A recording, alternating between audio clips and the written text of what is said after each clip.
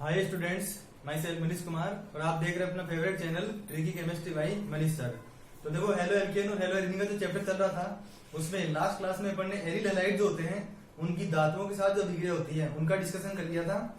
और आज की क्लास में अपन मतलब रिएक्शन जो पोर्शन था वो कंप्लीट हो चुका है और आज की क्लास में अपन जो थ्योरेटिकल पोर्शन बचा हुआ है इस चैप्टर के अंदर उसको स्टार्ट करेंगे और आने वाले 2-3 वीडियो के अंदर जो है ना ये चैप्टर कंप्लीट हो जाएगा। और ये थ्योरेटिकल पोर्शन है इसीलिए इसके अंदर जो है वो आपको एग्जाम में जो क्वेश्चन पूछे जाएंगे वो 1 मार्क के क्वेश्चन पूछ सकते हैं, 2 मार्क का यहाँ पर कोई क्वेश्चन फॉर्म नहीं होता। ठीक है, तो ज्यादा टाइम वेस्ट नहीं करते हुए आज की क्लास को स्टार्ट करते हैं अपन।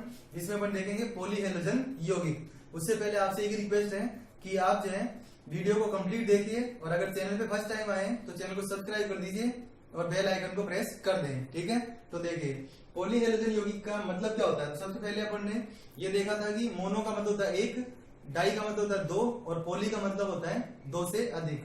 तो इसकी परिभाषा अगर लिखे अपन तो वे यौगिक जिनमें 2 से अधिक हैलोजन होते हैं, जिनमें 2 से अधिक हैलोजन होते हैं उनको बोलते हैं पॉलीहेलोजन यौगिक। ठीक है, अब बात आती है कि जो पॉलीहेलोजन यौगिक है उनमें कौन कौन से एग्जाम्पल अपन यहाँ पे पढ़ने वाले हैं। तो सबसे पहले एक क्वेश्चन पूछा जाता है कि डीडीटी है ना, डीडीटी उसमें उसका पूरा नाम क्या होता है। डीडीटी का पूरा नाम, तो डीडीटी का पूरा नाम होता है, पहले वाले डी को बोलते हैं डाइक्लोरो, क्या बोलते हैं, डाइक्लोरो। दूसरे वाला जो डी है उसको बोलते हैं डाइफेनिल और तीसरे नंबर पर जो टी लिखा हुआ है टी उसको बोलते हैं ट्राइक्लोरोएथेन, क्या बोलते हैं, ट्राइक्लोरोएथेन।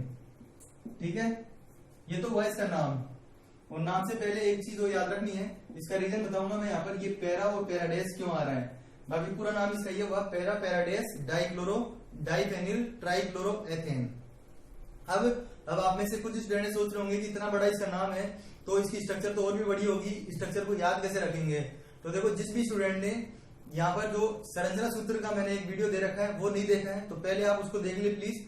उसके बाद में आपको यहाँ पर स्ट्रक्चर जो है ना उसमें किसी भी तरह की कोई प्रॉब्लम नहीं आएगी। ठीक है, जिससे कि आपको जो है आसान तरीके से समझ में आने लग जाएगा। जैसे अभी भी आ जाएगा समझ में, इसकी कोई दिक्कत नहीं है, लेकिन उसको देख लेंगे तो आप जितने भी यौगिक हैं उनकी संरचनाएं आसानी से बना पाएंगे।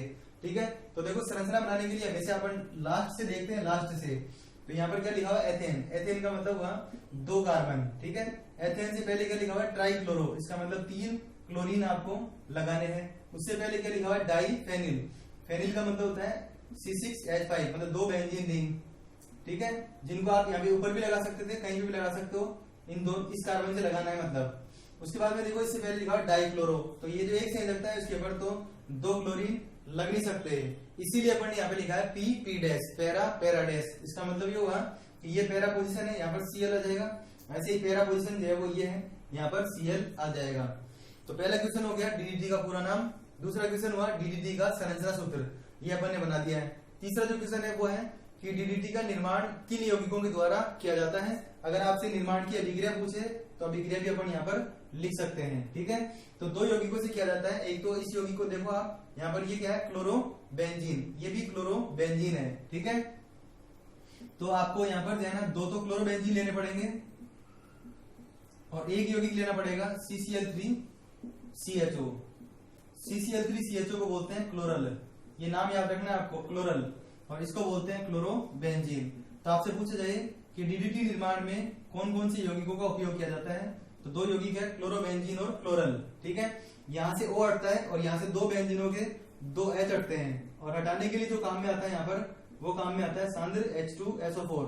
बता रखा है ये, जिस भी रिएक्शन में जो है H2O हटता है उसमें सांद्र अम्लों की उपस्थिति होती है। तो ये हो गया अपने पास तीसरा आंसर, पहला पूरा नाम, दूसरा इसकी संरचना, तीसरा इसकी अभिक्रिया या फिर किसके द्वारा ये बनाया जाता है। ठीक है, एक और चीज, अगर आपसे से पूछा जाए कि प्रयोगशाला में संश्लेषित प्रथम ज्ञात यौगिक कौन सा था तो आपका आंसर होगा यूरिया। लेकिन अगर ऐसे पूछा जाए कि क्लोरीन युक्त प्रथम ज्ञात यौगिक कौन सा है तो आपका आंसर होगा डीडीटी। तो आप यहाँ पे लिख सकते हैं कि डीडीटी है ना, यह क्लोरीन युक्त प्रथम ज्ञात यौगिक होता है जिसका संश्लेषण प्रयोगशाला में किया गया, या फिर यह प्रयोगशाला में संश्लेषित क्लोरीन युक्त प्रथम ज्ञात यौगिक होता है। ठीक है, आगे बात समझ में। उसके बाद में एक चीज और बची है कि इसका उपयोग किसमें किया जाता है, तो इसका उपयोग किया जाता है कीटनाशक के रूप में। तो आप नीचे यहाँ पे लिख सकते हैं कि इसका उपयोग किया जाता है कीटनाशक के रूप में। तो ये तो हुआ अपने पास डीडीटी से संबंधित। सेकंड जो आता है वो आता है अपने पास BHC। BHC है ना, उसके खूब सारे नाम होते हैं। जैसे एक नाम तो इसके हिसाब से लिखें अगर, तो इसको बोलते हैं बेंजीन हेक्साक्लोराइड। क्या बोलते हैं? Benzene hexachloride. ठीक है। दूसरा जो नाम है इसका, दूसरा जो नाम है वो होता है 666। बताऊंगा अभी मैं कैसे होता है ये। एक जो सबसे इंपॉर्टेंट है वो होता है गैमेक्सेन या गैमेक्सीन, ये नाम याद रखना है। और एक चौथा जो नाम होता है वो होता है इसका लिंडेन अभिकर्बक। तो अभी तक मैंने क्या बता दिया आपको? BHC का पूरा नाम और BHC के अन्य नाम। गैमेक्सेन आपको ज्यादा ध्यान रखना है, इसके नाम से ये कंपटीशन में पूछा हुआ है। 666 का भी देखेंगे। तो सबसे पहली बात हो गई इसका पूरा नाम। फिर होता है इसकी संरचना जो है वो कैसी होती है। तो बेंजीन हेक्साक्लोराइड की जो संरचना होती है वो होती है सभी जगह पर अगर यहाँ पर Cl लगा हुआ हो, सभी जगह पर जो संयोजकता है उसमें डबल बॉन्ड हटाने के बाद ये हो तो C6H6 और Cl6, इसलिए अपन बोलते हैं इसको 666। अगर आपसे पूछ जाए कि बना के सकते हैं तो HNO का मतलब होता है सूर्य के प्रकाश की उपस्थिति। तो बेंजीन है ना, बेंजीन, उसमें इसको लैंग्वेज में आप लिखना चाहो तो ऐसे लिख सकते हो कि जब बेंजीन का सूर्य के प्रकाश की उपस्थिति में क्लोरीनीकरण, जब बेंजीन का सूर्य के प्रकाश की उपस्थिति में क्लोरीनीकरण मतलब क्लोरीन के साथ अभिक्रिया कराई जाती है तो BHC प्राप्त होता है, बेंजीन हेक्साक्लोराइड प्राप्त होता है। इसमें कुछ ज्यादा क्वेश्चन नहीं पूछे जाते हैं। ये पूछ सकते हैं, इसका पूरा नाम पूछ सकते हैं, गैमेक्सेन क्या बोलते हैं इसको, गैमेक्सेन के नाम से पूछ सकते हैं। इसका भी उपयोग है ना वो किया जाता है कीटनाशक के रूप में। ठीक है। तो BHC और DDT है ना, दोनों के जो उपयोग हैं वो क्या हो गए? कॉमन हो गए। ठीक है। ये तो बात हुई पॉलीहेलोजन यौगिकों में जो 2 यौगिक अपने पास हैं उनकी। अब तीसरा जो है ना वो थोड़ा ज्यादा इंपॉर्टेंट है, उसमें अलग अलग तरीके से सूत्र भी पूछ सकते हैं, परिभाषा भी पूछ सकते हैं और उपयोग भी पूछ सकते हैं कि किस चीज में वो काम में आते हैं। जैसे कि आपने नाम तो सुना ही है इनका, इनको बोलते हैं फ्रियोन। आपने सुना होगा फ्रियोन नाम। ठीक है। तो फ्रियोन के बारे में अपन पढ़ते हैं। तो सबसे पहली बात आती है कि फ्रियोन कहते किसको हैं। ठीक है। तो फ्रियोन कहते हैं एल्केनों के, और एल्केन में भी सामान्यतः ये होते हैं मेथेन और एथेन के। किसके? मेथेन और एथेन के। तो इसमें आप परिभाषा लिख लो, मैं बोल रहा हूं एल्केनों के पॉलीक्लोरोफ्लोरो, एल्केनों के पॉलीक्लोरोफ्लोरो, पॉली का मतलब हुआ 2 से ज्यादा, पॉलीक्लोरोफ्लोरो व्युत्पन्नों को, एल्केनों के पॉलीक्लोरोफ्लोरो व्युत्पन्नों को फ्रियोन कहते हैं, जिनका उपयोग फ्रीज या एसी में मतलब रेफ्रिजरेटर और एसी में जो है प्रशीतक के रूप में किया जाता है। किसके रूप में किया जाता है? प्रशीतक के रूप में किया जाता है। ठंडक पैदा करने वाले प्रशीतक होते हैं ये। ठीक है। अब इंपॉर्टेंट चीज है ना वो ये है कि फ्रियोन जो है ना, फ्रियोन उसका सामान्य सूत्र क्या होता है और इसकी सहायता से किसी भी यौगिक का सूत्र कैसे बना सकते हैं या फिर उसका नाम कैसे लिखेंगे। तो फ्रियोन का जो सामान्य सूत्र होता है वो होता है फ्रियोन X, Y और Z। कुछ बुक्स में यहाँ पर A, B, C भी लिखा होता है, कोई फर्क नहीं पड़ता, आप तो X, Y, Z से याद रख लो। यहाँ X बराबर है कार्बन परमाणुओं की संख्या -1, Y बराबर है हाइड्रोजन परमाणुओं की संख्या +1 और Z बराबर है फ्लोरीन परमाणुओं की संख्या। बस इस चीज को समझना है आपको। ये फ्रियोन का सामान्य सूत्र जो है वो क्या होता है? Freon X, Y, Z। Freon लिखना उसके अंदर, उसके बाद में X, Y, Z। X का मतलब है कार्बन परमाणु की संख्या में से 1 कम करना है, Y का मतलब है हाइड्रोजन परमाणु की संख्या में 1 बढ़ाना है और Z का जो मतलब है यहाँ पर वो क्या है? Z का मतलब है F की संख्या। एक चीज हमें ध्यान रखना कि Y की जगह पे है ना, Y की जगह पर हमेशा 1 आएगा, 1 मतलब जो फ्रियोन होगा कोई भी फ्रियोन ऐसा नहीं होगा जिसमें 1 नहीं लिखा हुआ ओपन। ठीक है। क्यों? क्योंकि देखो इसमें अपन क्या बोल रहे हैं? पॉलीक्लोरोफ्लोरो, इसका मतलब हाइड्रोजन तो इनमें होते ही नहीं है। क्या नहीं होते? हाइड्रोजन इनमें होते ही नहीं है। जैसे मान लो आपने ऐसे दिया CF2 CFCl2 या CF2Cl2 ऐसे, और पूछा गया कि इसमें से पहले वाले फ्रियोन का नाम क्या है, दूसरे वाले का क्या नाम है। तो देखो इस सूत्र की सहायता से अपन पता लगाते हैं इसका। ठीक है। तो इसका इसमें पहले तो फ्रियोन लिख दो, इसमें भी पहले फ्रियोन। ठीक है।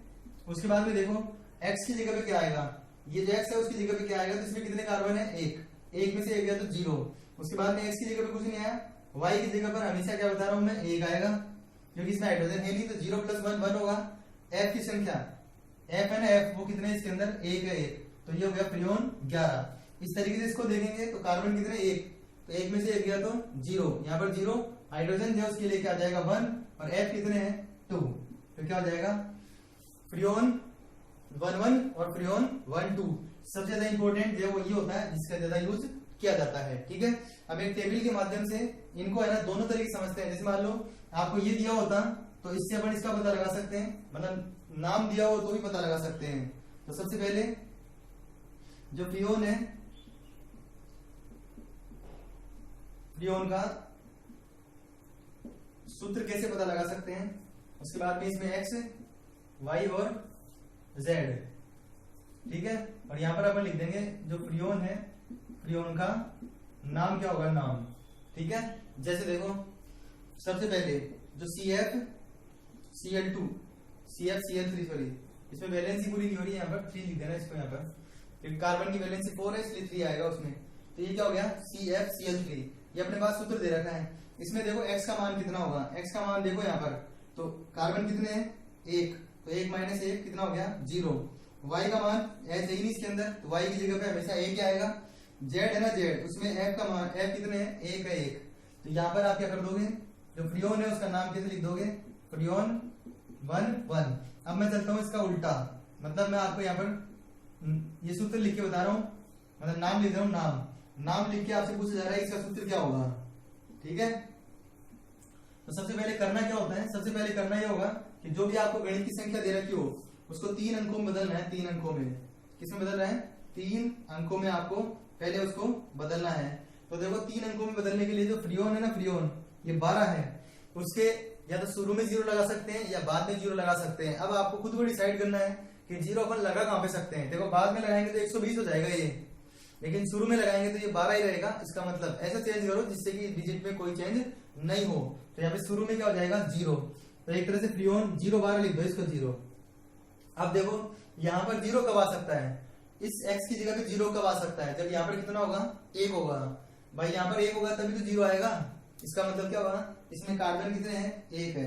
ठीक है, फिर उसके बाद में बीच वाली संख्या को देखना ही नहीं है, वो हाइड्रोजन के लिए होता है। फिर उसके बाद में क्या लिखा हुआ है 2, इसका मतलब f कितने हो गए इसके अंदर 2, कितने हो गए 2 हो गए 2। ठीक है, अब 2 से लगता है इसकी खाली है, तो क्या हो जाएगा CF2Cl2।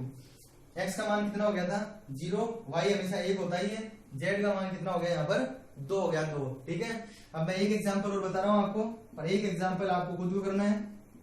जैसे मान लो इसे लिख के दे दिया फ्रियोन 111, और आपको खुद को जो करना है वो करना है फ्रियोन 112 का सूत्र आपको लिख के बताना है कमेंट के अंदर। मैं 111 का बता रहा हूँ, 111 का मतलब हो गया ये जो 1 है ना, वो यहाँ पर 1 कब आ सकता है, देखो यहाँ पर 1 कब आ सकता है, जब कार्बन कितने होंगे 2 माइनस 1 करेंगे तभी तो 1 आएगा। इसका मतलब क्या हो गया C2। ठीक है, उसके बाद में इसको देखना नहीं है, मतलब बीच वाले नंबर को देखना नहीं है, लास्ट वाले को देखना है। तो जेड की संख्या कितनी है इसमें, जेड कितना हो गया 1 हो गया 1। अब स्टूडेंट जब ज्यादा मिस्टेक क्या करते हैं इसके अंदर, मिस्टेक ये करते हैं कि यहाँ पर वो लिख देंगे Cl3 ऐसे, जबकि एक्चुअल में ये C2 है। और C2 का मतलब हुआ कि ये किससे बना हुआ है, एथेन से बना हुआ है, एथेन से। भाई ये एक कार्बन था ना, एक कार्बन, तब तक तो ये किससे बन रहे थे, मेथेन से बन रहे थे। जैसे ही 2 कार्बन हो गए, 2 कार्बन, तो 2 कार्बन हो गए तो क्या हो गया एथेन। एथेन होने का मतलब क्या हो गया C2, ये तो हो गया C2। अब 6 हाइड्रोजन की जगह पे केवल एक फ्लोरीन आया है, यहाँ पर क्या है, एक फ्लोरीन आया है। इसका मतलब क्या हुआ 5 संयोजकताएं खाली है, 5 संयोजकताएं यहाँ पर खाली है। तो 5 संयोजकताएं जो खाली है, कितनी, जो 5 संयोजकताएं हमारे पास खाली है, तो उस पे Cl5 आपको जोड़ने हैं। ठीक है, इसके अनुसार ये तो लिख ही सकते हैं यहाँ पर 2 1 और 1। तो आपको यहाँ पर है ना कमेंट करके बताना है कि यहाँ पर जो सूत्र होगा वो इसका क्या होगा। ठीक है, तो इस तरीके से अपन ने आज की क्लास में क्या देखा कि जो पॉलीहेलोजन यौगिक है वो किसे कहते हैं, कितने भागों में बांटा जा सकता है। तो आज की क्लास में अपन ने 3 यौगिकों का डिस्कशन किया है। नेक्स्ट क्लास के अंदर है ना 3 यौगिक और बचे हुए हैं इसके, जिनमें से एक तो होगा क्लोरोफॉर्म, एक होगा आयोडोफॉर्म और एक होगा कार्बन टेट्रा क्लोराइड। ठीक है, तो 3 अपन ने इस क्लास में डिस्कस कर लिए हैं। बाकी जो 3 बचे हैं उनको अपन नेक्स्ट क्लास में देखेंगे। फिर उसके अलावा थोड़ी सी इसमें प्रकाशिक समावयवता वगैरह ऐसे बचे हैं, थ्योरेटिकल चीजें ही हैं, उनका अपन डिस्कशन करेंगे। ठीक है, तो आज की क्लास आपको कैसी लगी इसके लिए कमेंट करके बताएंगे, और इसका आंसर जो है वो आपको जरूर बताना है। अगर आपका गलत आंसर है तो गलत भी बताइए, मतलब कोशिश कीजिए आप आपका आंसर बिल्कुल सही आएगा आपको, अगर ये सारी चीजें आपने सही से देखी है तो। अगर आपको थोड़ी सी डाउट है कहीं पे भी तो एक बार वीडियो को रिवाइज कर ले, रिवाइज करके आप देखें, जिससे कि आपको ये चीजें और भी आसानी से समझ में आ जाएगी। ठीक है, अगर आप चैनल पे फर्स्ट टाइम आए हैं तो वीडियो जो है उसको देखकर पहले आप एनालिसिस कीजिए कि आपको वीडियो कैसा लगा। अगर आपको रियल में अच्छा लगा तो इनको लाइक करके चैनल को सब्सक्राइब कर दीजिए और ज्यादा से ज्यादा स्टूडेंट तक आप इनको शेयर कीजिए, जिससे कि फ्री एजुकेशन देने का जो मेरा मिशन है वो सक्सेस हो सके। ठीक है, और जो है अगर आपको किसी चीज में कोई डाउट है, किसी भी तरह की कोई प्रॉब्लम है तो आप कमेंट कर सकते हैं, आपके कमेंट का मैं रिप्लाई दूंगा। अगर टॉपिक से रिलेटेड होगा तो, या फिर किसी अदर टॉपिक है ना उसमें आपको प्रॉब्लम आ रही है, ठीक है। उसके अलावा मैंने आपको पहले भी इंफॉर्मेशन दी है कि आप मेरे से डायरेक्ट कॉन्टेक्ट में आना चाहते हैं तो चैनल के अबाउट सेक्शन में जाइए, तो वहां पर मेरे व्हाट्सएप नंबर है, तो वहां से आप कांटेक्ट कर सकते हैं। मैं आपको फोन पे भी या व्हाट्सएप पे भी आपकी प्रॉब्लम जो उसका सोल्यूशन कर दूंगा। ठीक है, और अगर आपको वीडियो ढूंढने में प्रॉब्लम हो रही है तो चैनल की प्लेलिस्ट में जाइए, वहां पर क्लास 12 हिंदी मीडियम के नाम से एक फोल्डर बना हुआ है, उसके अंदर आप जो प्लेलिस्ट है उसके अंदर आप वीडियो देख सकते हैं। वहां पर अपन ने फिजिकल केमिस्ट्री के 4 चैप्टर कंप्लीट कर लिए पहले, और ऑर्गेनिक केमिस्ट्री का ये चैप्टर चल रहा है, ये भी ऑलमोस्ट कंप्लीट होने पर है। ठीक है, तो इसी तरीके से चैनल के साथ बने रहिए, ज्यादा से ज्यादा स्टूडेंट तक आप वीडियोस को शेयर कीजिए। Thanks for watching.